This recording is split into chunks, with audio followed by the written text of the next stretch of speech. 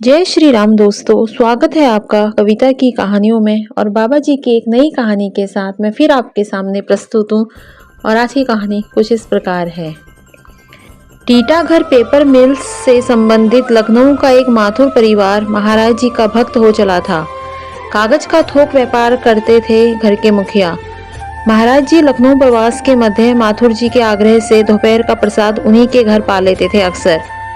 माथुर साहब की 3 कन्याएं थी। बड़ी की दोनों आंखें पूर्ण रूप से भैंगी थी। काफी उम्र हो चुकी थी, पर आंखों के कारण अविवाहित ही रह गई। माथुर साहब की दौलत भी इस हेतु कुछ काम न आ सकी। दूसरी कन्या गूंगी भी थी और साथ में बहरी भी, केवल घर के कामकाज के सिवा अन्य किसी काम की न थी।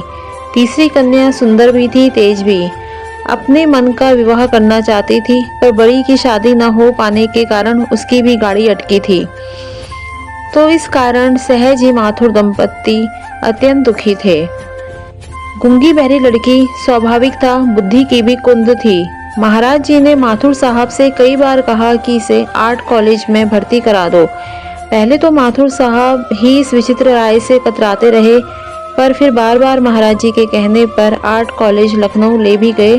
तो प्रधानाचार्य ने कहा, ऐसी गूंगी बहरी कुंद दिमाग लड़की को मैं भर्ती नहीं कर सकता, और उन्होंने उसे भर्ती करने को मना कर दिया। उस लड़की को तो बुद्धिहीन होने के कारण गूंगे बहरे स्कूल वाले भी नहीं स्वीकार कर रहे थे।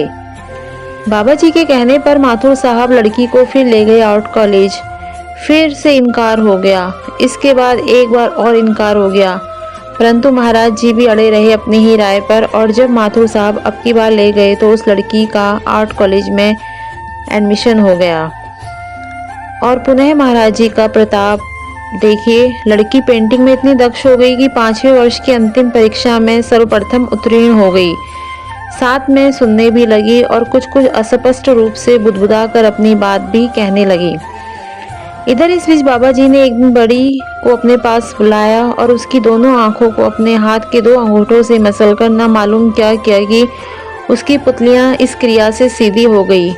फिर क्या था, लड़की सुंदर तो थी ही, शीघ्र ही उसका विवाह एक सजातीय से जो एयरफोर्स में स्क्वाड्रन लीडर था हो गया।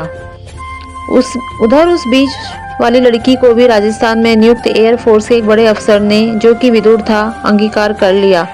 तीसरी का रास्ता तो स्वतः ही खुल गया। जय बाबा नीम करोली।